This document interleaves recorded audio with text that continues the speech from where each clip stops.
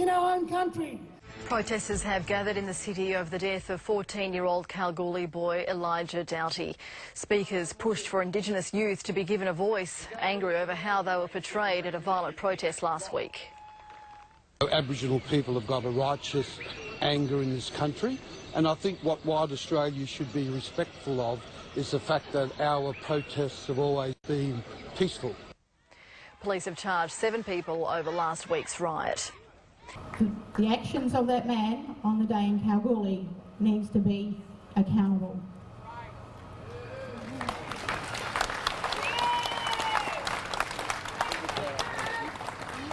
There is a very obvious bias in our judicial system, despite the laws that govern us. WA Police themselves have their very own Charter of Multiculturalism, Chapter 11 of the Criminal Code, which makes any person who engages in any conduct other than in private that promotes or increases animosity towards or a harassment of a racial group as being guilty of a crime.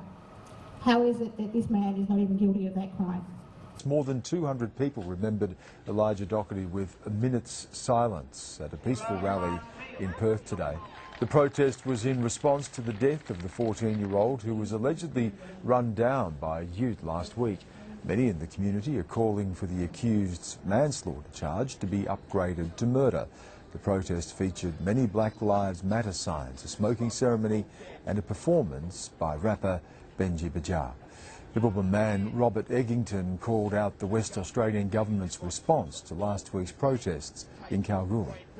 The Western Australian Attorney-General, Michael Mission, has commenced to lay charges of the young people in Kalgoorlie, who he says started race riots and in the streets of Kalgoorlie. He seems to have been more focused on the young response to the death than the killing itself. Our final presenter is Robert Eggington, Director of the Dumbartung Aboriginal Corporation. Robert has been instrumental in many rallies, projects, international and national campaigns concerning intellectual property rights, and has been active in the Noongar community for over 30 years. And we're going to hear a song called Kaya Kayana, written by Graham Dixon and performed by our nephew Joshua Fluent Eggington.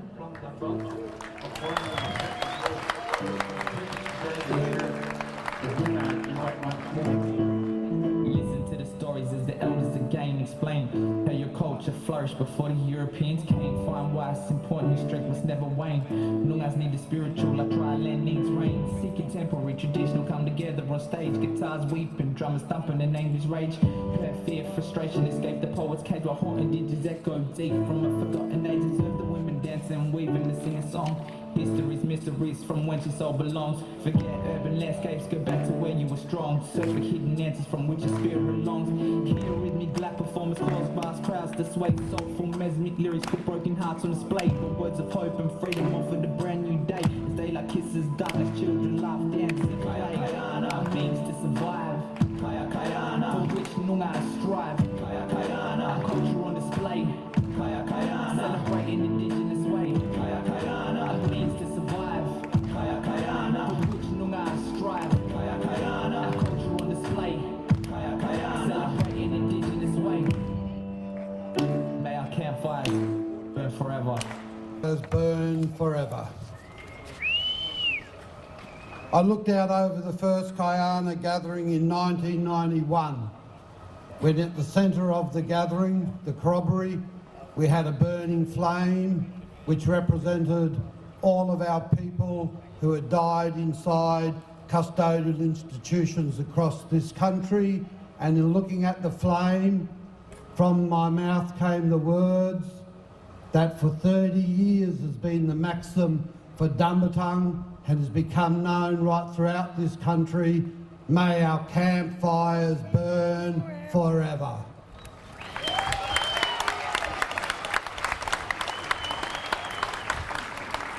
As I look out here today, this is a massive rally, and it's good to see that there's people of all different racial and cultural backgrounds here. It's good to see that the Black Lives Matter mob have turned up. the CFMEU, Murdoch University mob.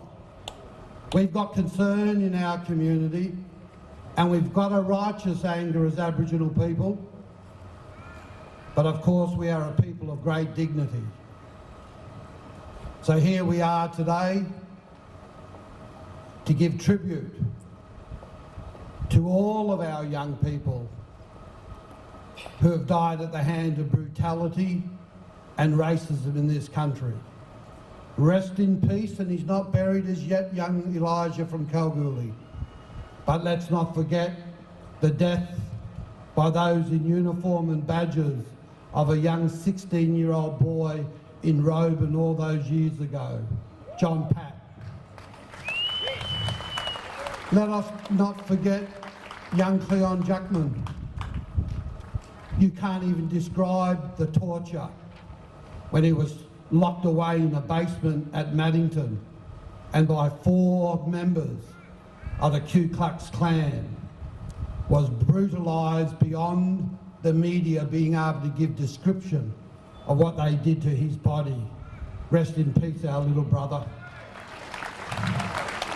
Let's not forget that young 11-year-old girl out there at the Maddington Primary School that had a whole can of pepper spray sprayed into her eyes because she had a little pair of plastic cutting scissors waving around in the air.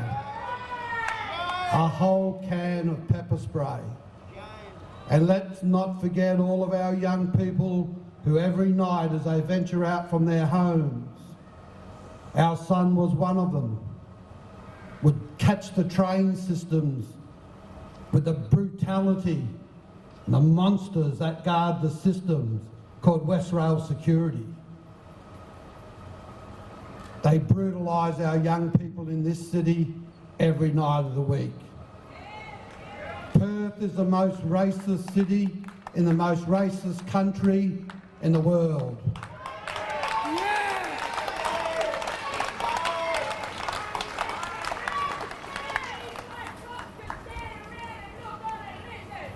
As our communities plunge into darkness and into chaos, I would like to give our respects to the great northern tribes of the Yamaji nations, the Waru and the Bardi peoples, the Warman peoples of Turkey Creek in the Kimberley, the Larrakia, the Warlpiri and the Yolngu people of the Northern Territories, the Binthi and the Wandle tribes of Cape York, and the Lardle people of the Gulf areas, the Kalkadoon peoples and the Murray nations of the East Coast, and the great Gadigal peoples of the Eora nations, the Palawa people of the island of Tasmania, the Yorta Yorta and the Kuris of the eastern southern lands, our brothers and our sisters of the great nations of the Nunga people, the owners of Uluru, the Pitjantjatjara, the Arrernte and the Gurindji peoples, and the great nations of the Wongai peoples of the Western Desert Block. Our spirit is one with you.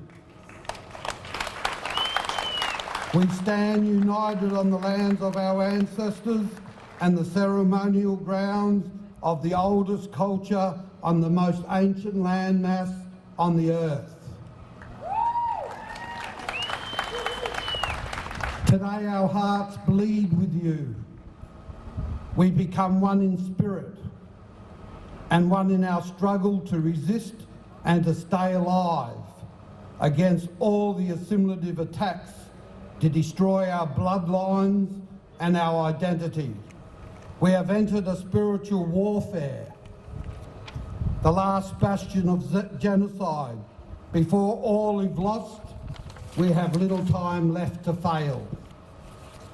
I give my respects to all the mothers and the fathers who have lost their children and have fallen broken and bleeding, finding a way through the darkness and the most painful suffering that can ever be inflicted on life. In the special bonds of realism that connects the special enlightenment of surviving that loss, the healing is within our will to accept the strength that prevails, the wisdom that changes our hearts forever as it dies inside of our very existence of flesh and blood. We understand your pain and we are in your shadows.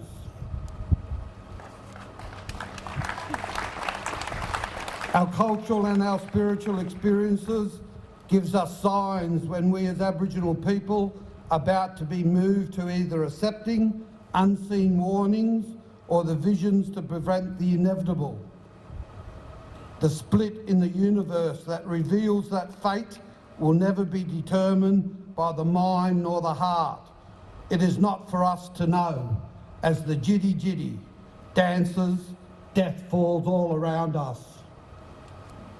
One of the hardest things in life for our young people is to simply stay alive. The infant mortality rate and adult mortality rate for the life of Aboriginal people in this country compared to non-Aboriginal people is its greatest shame. The privileged, affluent white lifestyles that are founded on the minerals below Aboriginal lands wreak the impoverished existence of our bloodlines that trace back to the great Jidda, the first dawn of time, as we, the Bibbulmun people, merged from the granite foundations of the great Prongerups, the oldest granite formation on the earth that pinnacled the earth's surface 1,000 million years ago. Our people were forcibly dispossessed and disinherited from our ancestral lands by means of genocide, and the most violent Holocaust ever vexed against the human race of people on this planet. We have come to know the white man's ways. We have come to know of his brutality, his racism, his hatred and bitterness.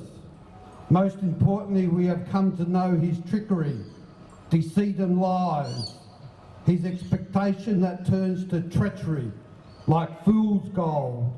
As the richest per square metre of land on the planet, the Golden Mile, the super pit, now lays like the grave site for all humanity, whilst white Australia turned away from the plight of the Wongai people as they entered the extreme impacts of genocide and death.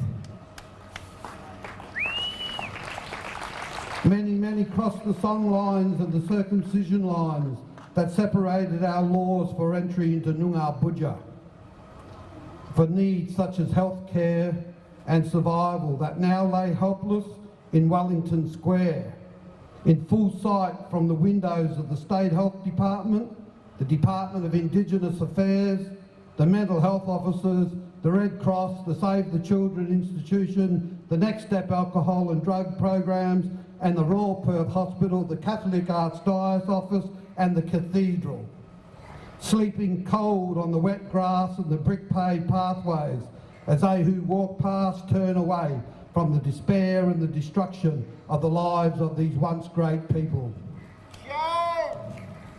Our leadership is broken, fractured and nullified.